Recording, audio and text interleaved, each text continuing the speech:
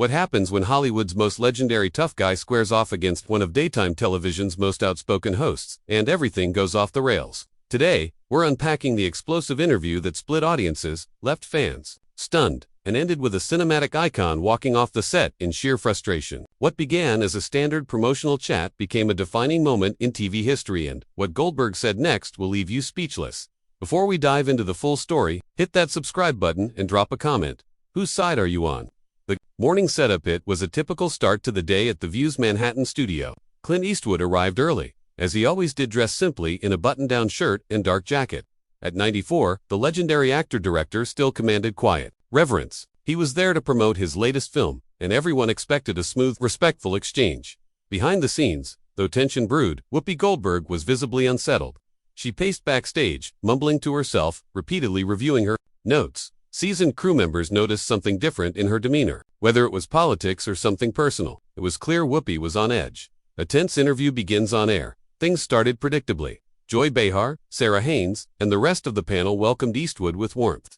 The audience applauded as he took his seat, smiling faintly, as calm and composed as ever. He spoke in his usual measured style about his new film, his process, and how he remained inspired after decades in the business.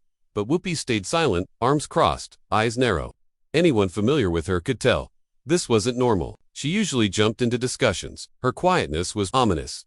Then, 10 minutes in, she finally spoke. Her voice carried a sharp undertone as she pivoted from movies to something entirely different. The confrontation erupts. Clint, she began, I have to ask you about some of your past comments. Many people feel they've been ... problematic. The air grew heavy. Eastwood's face barely changed, but a trained eye could see the tension. I'm not sure what you're referring to, Whoopi, he replied calmly. Could you be more specific? She didn't back down. Instead, her tone grew pointed. Oh, I think you know, your political views. Comments about certain communities. Don't you think someone with your platform has a responsibility to be more careful? The room fell silent. Even the co-hosts looked uneasy. Joy Behar tried to steer things back toward lighter topics, but Whoopi wasn't done. No, Joy, this matters, she insisted, her voice rising. We can't ignore how public figures shape narratives, especially when those narratives hurt people. Eastwood set down his coffee. His voice, still steady but now firmer, cut through the air. Whoopi, he said, I've always treated people with respect regardless of who they are. If there's a specific issue, let's talk. But I won't be interrogated based on vague, accusatory generalities. The cameras zoomed in. You could hear a pin drop. From interview to showdown, Whoopi shot back. Don't act like you don't. No, Clint, you've backed politicians and ideas that harm people. That's not vague. Sarah Haynes attempted to reroute again, but Whoopi interrupted. No, Sarah, this is journalism.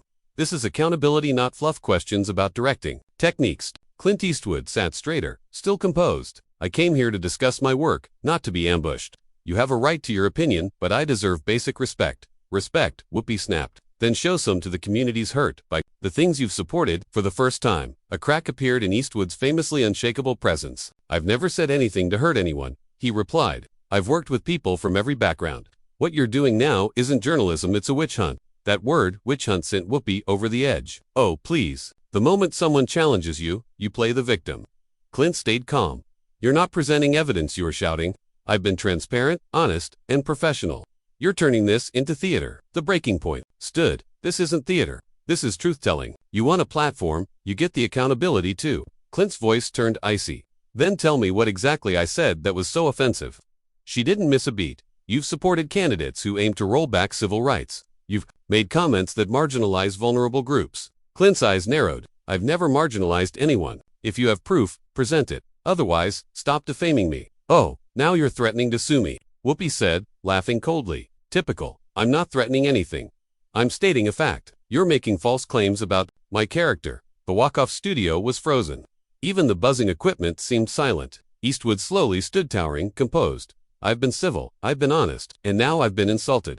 If this is how you treat your guests, then I'm done. Sit down. Clint, Whoopi snapped, you don't walk away when it gets tough. He turned to face her. I don't walk away from tough conversations. I walk away from disrespect. Privilege, she shouted. You're proving my point. He stopped, turned again. Privilege. I've earned everything through decades of hard work. What I won't do is endure your shouting under the guise of journalism. You're just mad I won't kiss your feet, Whoopi sneered. I've never asked anyone to. I ask only for human decencies, something you seem to lack. Final words, the interview had long ceased being an interview. It was now a full-blown battle. Whoopi pointed at him. "You're afraid of accountability, and you've confused volume with truth." Clint retorted, "You're not conducting journalism. You're staging a spectacle." As he moved toward the exit, Whoopi hurled one final insult. "That's right, walk away. Just what I expected from someone like you." Clint stopped, turned back. His voice was quiet but carried like thunder. "Someone like me? You mean someone who values respect? Someone who believes civil discourse still matters? I feel sorry for you, Whoopi, because somewhere along the way, you started confusing being loud with being right, and that's a sad legacy to leave behind." And with that, Clint Eastwood walked off the set of The View, leaving behind stunned hosts, a silent studio, and one visibly shaken Whoopi Goldberg. Aftermath this, the producers scrambled to fill the airtime, and the audience buzzed in hushed tones. One thing was clear. This wasn't just another celebrity appearance. It was one of the most dramatic, unfiltered, and raw moments in daytime TV history. Now we ask you, was Whoopi out of line? Did Clint handle it with dignity, or should he have stayed to defend himself?